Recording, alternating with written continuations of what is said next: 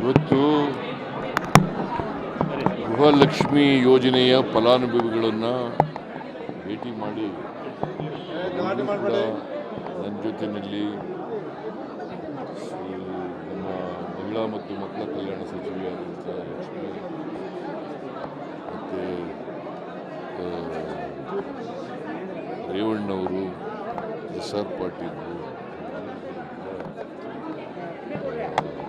ಛಾಯಾಗ್ರಾಹವನ್ನು ತೆಗೆದುಕೊಂಡಿದ್ದಾರೆ. ಅವರು ಈ ಗೃಹಲಕ್ಷ್ಮಿ ಯೋಜನೆಯಿಂದ ಆಗಿರ್ತಕ್ಕಂಥ ಲಾಭವನ್ನು ಅವ್ರ ಜೀವನದಲ್ಲಿ ಲಾಭವನ್ನೆಲ್ಲ ತಿಳಿಸಿದ್ದಾರೆ. ಸುಮಾರು ಜನ ಹೆಣ್ಣುಮಕ್ಕಳುಗಳು ಅದರಿಂದ ನಮಗೆ ಲಾಭ ಆಗಿದೆ, ನಮಗೆ ಬದುಕಿನಲ್ಲಿ ಹೊಸ ಚೈತನ್ಯವನ್ನು ತುಂಬಿದೆ. ಹಾಗಾಗಿ ನಾವೆಲ್ಲರೂ ಕೂಡ ಸಿದ್ದರಾಮಯ್ಯನವ್ರಿಗೆ, ಲಕ್ಷ್ಮಿಯವರಿಗೆ ಮತ್ತು ಇಡೀ ಸರ್ಕಾರಕ್ಕೆ ನಾವು ಕೃತಜ್ಞತೆಗಳನ್ನು ಸಲ್ಲಿಸ್ತೀವಿ ಅಂತಕ್ಕಂಥ ಮಾತುಗಳನ್ನು ಹೇಳಿದ್ದಾರೆ. ಯಾಕೆಂದರೆ BJPಯವರು ಒಂದು ಆರೋಪ ಮಾಡ್ತಾಯಿದ್ರು, ಇದರಿಂದ ಗೃಹಲಕ್ಷ್ಮಿ ಯೋಜನೆ ಕೊಟ್ಟು ಅತ್ತೆ ಸೊಸೆಗೆ ಜಗಳ ತಂದಾಗ್ತಾರೆ ಅಂತಕ್ಕಂಥ. ಮತ್ತು ಈಗ ಭಾಳ ಜನ ಅತ್ತೆ ಸೊಸೆಯೇ ಬಂದಿದ್ದಾರೆ.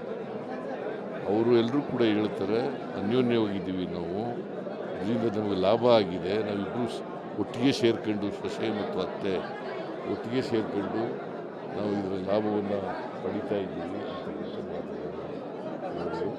ಅದರಿಂದ ನನಗೆ ಒಂದು ರೀತಿ ತೃಪ್ತಿಯಾಗಿದೆ. ಇಂಥ ಕಾರ್ಯಕ್ರಮ ಮಾಡಿ ವಿಶೇಷವಾಗಿ ಮಹಿಳೆಯರು ಅವರು ಆರ್ಥಿಕವಾಗಿ, ಸಾಮಾಜಿಕವಾಗಿ ಸಬಲರಾಗ್ತಾ ಇರ್ತಕ್ಕಂಥದ್ದು ಭಾಳ ಸಂತೋಷದ ವಿಚಾರ. ಅದಕ್ಕಾಗಿ ಈ ಕಾರ್ಯಕ್ರಮ ಮುಂದುವರಿಸ್ತೀವಿ ನಾವು. ಮತ್ತು ಈ ಕಾರ್ಯಕ್ರಮ ಯಾವ ಕಾರಣಕ್ಕೂ ನಿಲ್ಲಿಸಲ್ಲ, ಮುಂದೆನೂ ಕೂಡ ಇದು ಮುಂದುವರಿಸ್ತಕ್ಕಂಥ ಕೆಲಸವನ್ನು ಮಾಡ್ತೀವಿ. ಚುನಾವಣೆ ಆದಮೇಲೂ ಮುಂದುವರಿಸ್ತೀವಿ.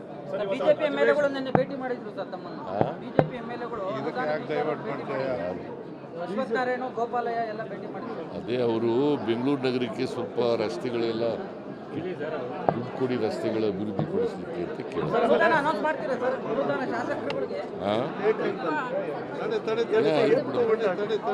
AICC ಅಧಿವೇಶನ ದಿನನೇ ಹೋರಾಟವನ್ನು ಇಟ್ಕೊಂಡಿದ್ದಾರೆ ಸರ್ BJP. AICC ಅಧಿವೇಶನ ಇಟ್ಕೊಂಡಿದ್ದಾರಲ್ಲ, ಅದೇ ಡೇಟ್ಗೆ ಹೋರಾಟವನ್ನು ಇಟ್ಕೊಂಡಿದ್ದಾರೆ ಸರ್ BJP ಅವರು.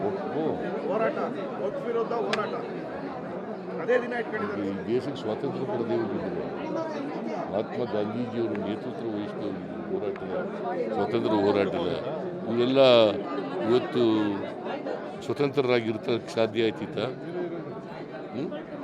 ಪ್ರತಿಭಟನೆ ಮಾಡಲಿಕ್ಕೆ ಸಾಧ್ಯ ಆಯ್ತಿತ್ತ?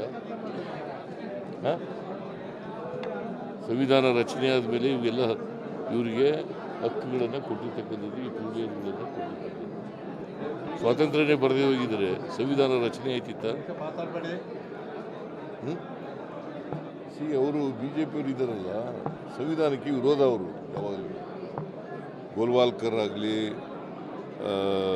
ಎಡ್ಗೆಯವರಾಗಲಿ ಮತ್ತು ಸಾವರ್ಕರ್ ಆಗಲಿ, ಅವ್ರ ಸ್ಟೇಟ್ಮೆಂಟ್ಗಳು ಆಗ ಸಂವಿಧಾನ ಜಾರಿಯಾದಾಗ ಅವ್ರ ಸ್ಟೇಟ್ಮೆಂಟ್ಗಳನ್ನೆಲ್ಲ ನೋಡಿದ್ರೆ ಅವ್ರ ಸಂವಿಧಾನಕ್ಕೆ ವಿರುದ್ಧವಾಗಿದ್ದಂತೆ, ಭಾರತೀಯತೆ ಇಲ್ಲ ಅಂತ ಹೇಳೋದು ಇದೆಯಲ್ಲ, ಸಂವಿಧಾನದಲ್ಲಿ ಭಾರತೀಯತೆ, ಅವರೆಲ್ಲ ಮನುಸ್ಮೃತಿನಲ್ಲಿ ನಂಬಿಕೆ ಇಟ್ಕೊಂಡಿದ್ದಂತೆ. ಅವರಿಂದ ಇನ್ನೇನು ನಿರೀಕ್ಷೆ ಮಾಡೋಕ್ಕಾಗುತ್ತೆ ನಾವು? ಅದೇನಾದರೂ ನಮ್ಮ ಕಾರ್ಯಕ್ರಮನ ಅಡ್ಡಿಪಡಿಸಿದರೆ ಅಥವಾ ಅದನ್ನು ಕೆಡಿಸಲಿಕ್ಕೆ ಪ್ರಯತ್ನ ಮಾಡಿದರೆ ನಾವು ಕಾನೂನು ರೀತಿಯ ಕ್ರಮ ತಗೊಳ್ತೀವಿ. ಅಧಿವೇಶನ ನಡೆಯೋದಕ್ಕೂ ಬಿಡ್ತಿಲ್ಲ ಸರ್. ಪದೇ ಪದೇ ಅಧಿವೇಶನದಲ್ಲಿ ಹೋರಾಟ ಮಾಡೋದು, ವಾಕೌಟ್ ಮಾಡೋದು ಮಾಡ್ತಿದ್ದಾರೆ.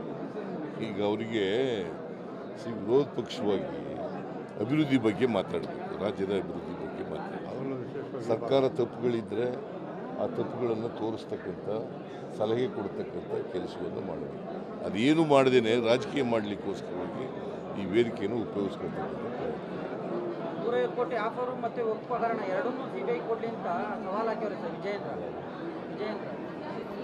150 ಕೋಟಿ ಆಫರ್ ಅವ್ರು ಯಾವತ್ತಾದರೂ ಅಧಿಕಾರದಲ್ಲಿರುವಾಗ ಅವರ ಅಧಿಕಾರದಲ್ಲಿರುವಾಗ 8ರಿಂದ 13ರವರೆಗೆ 2019 23 ಯಾವತ್ತಾರು CBI ಕೊಟ್ಟಿದ್ದಾರೆ ಒಂದು ಕೇಸ್ನಾದರೂ ಕೊಟ್ಟಿದ್ದಾರೆ ಅಂದರೆ what model right they have ಹೇಳಪ್ಪ ನೀವು ಯಾವುದಾದ್ರು ಒಂದು ಕೊಟ್ಟಿದ್ರೆ ತೋರಿಸ್ಲಿ ಈಗೆಲ್ಲ ಆರೋಪ ಅವ್ರಿಗೆ